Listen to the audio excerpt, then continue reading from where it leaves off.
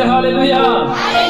आप सबों को प्रभु यीशु मसीह में मैं स्वागत करता हूं और नया साल के लिए और जो आज हम बड़ा दिन मना रहे हैं उसके लिए आप सबों को शुभकामनाएं मैं देता हूं। हालेलुया बोलना है, आपकी जितनी आवाज है उतनी आवाज से बोलते रहना है।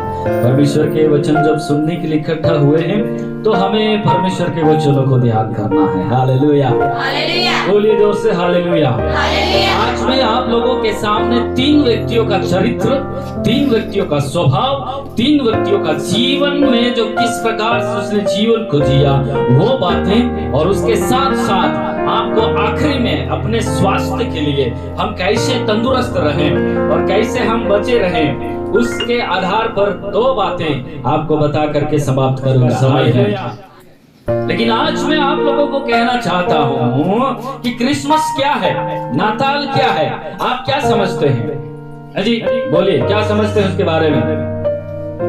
कोई तो कोई बोल दीजिएगा। लंबा नहीं ले जाओ पास तुम नहीं आखा नहीं दवा से 2 दिन लंबा ले जाए यदि तुम आखा तो ठाकुर पास है काय मानते हैं क्रिसमस का नाताल का है जी एग्जैक्ट 25 तारीख आपने कैलेंडर के है क्या 25 तारीख है?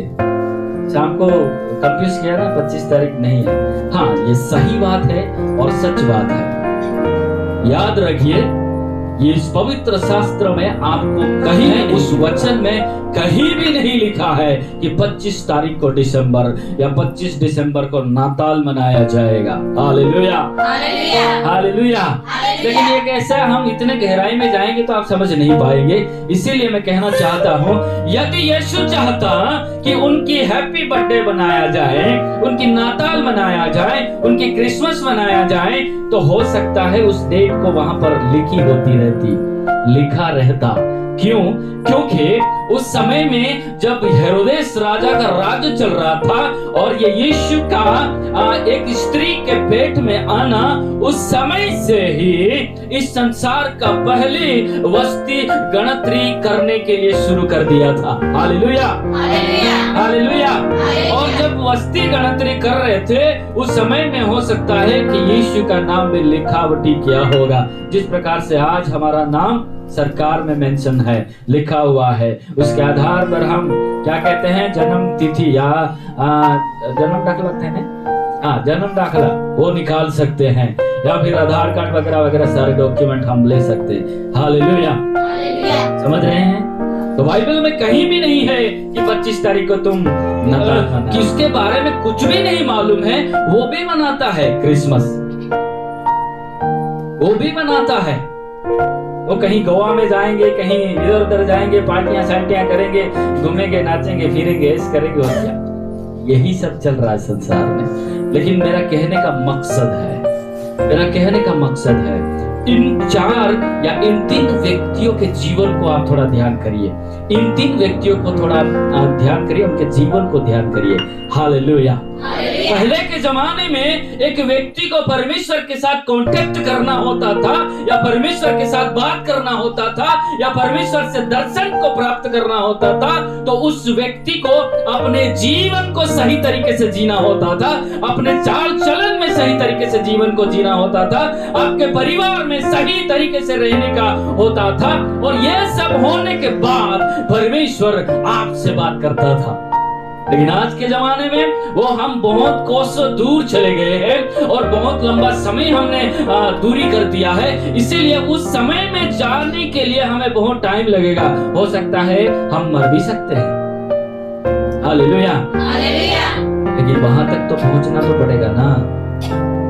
चलो, पहला व्यक्ति, यदि हम इनको चारों सुसमाचारों में देखें, मत्ती, मरकुस, लूका और यूहन्ना, इन 4 सुसमाचारों में यीशु के जन्म के बारे में देखें तो मत्ती, उसके साथ साथ हम 3 लोगों को चरित्र को भी हम देखने जा रहे हैं। देखिए, 4 सुसमाचार के साथ साथ हम 3 व्यक्तियों के चरित्र को भी देखने जा रहे हैं। पहला है मरियम, जो यीशु की माता है, उनके चरित्र को देखेंगे। दूसरा है यूसुफ, यह संसारिक पिता है, ठीक है, दैहिक नहीं, संसारिक, मैंने जो कानूनी तौर से नाम दिया गया है वो पिता है। उसके साथ साथ हम तीसरा व्यक्ति यीशु के बारे में देखेंगे। बोले हालेलुया, हालेलुया।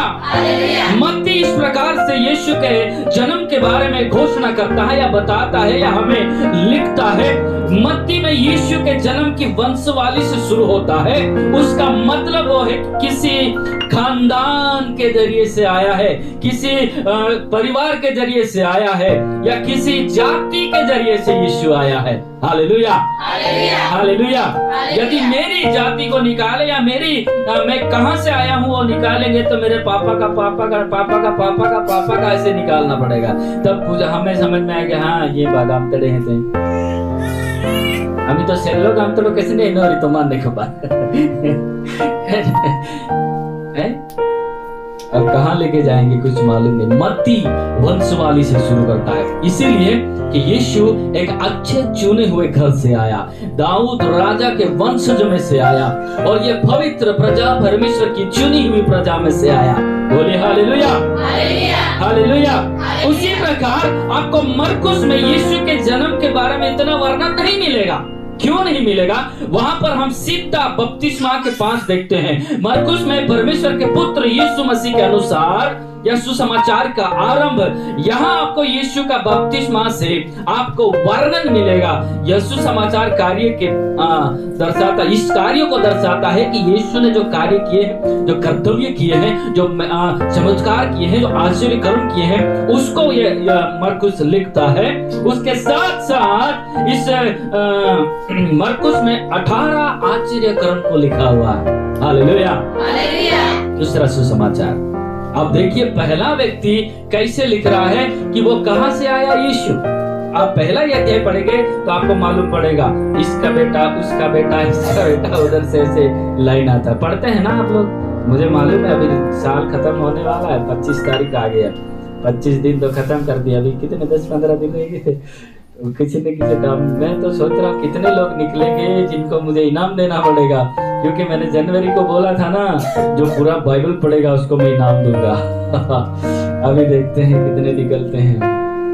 कहाँ हैं हम? मरकुस के बाद। मरकुस में 18 आश्चर्यक्रम लिखे हैं, और ये वंशवाली से नहीं शुरू करता है, लेकिन यीशु को ऐसे बताता है यीशु परमेश्वर का पुत्र है। जोरदार ताली बजाए परमेश्वर की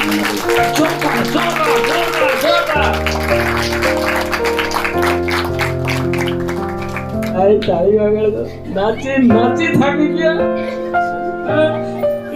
हुआ नहीं मिला तो ये लोग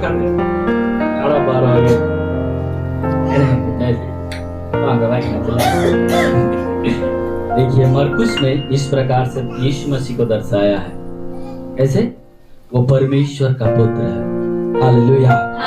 और लूका में जब हम देखते हैं तो यीशु का जन्म खुशहाल से या यीशु का जन्म आनंद और खुशी से यहाँ पर जाहिर किया गया है।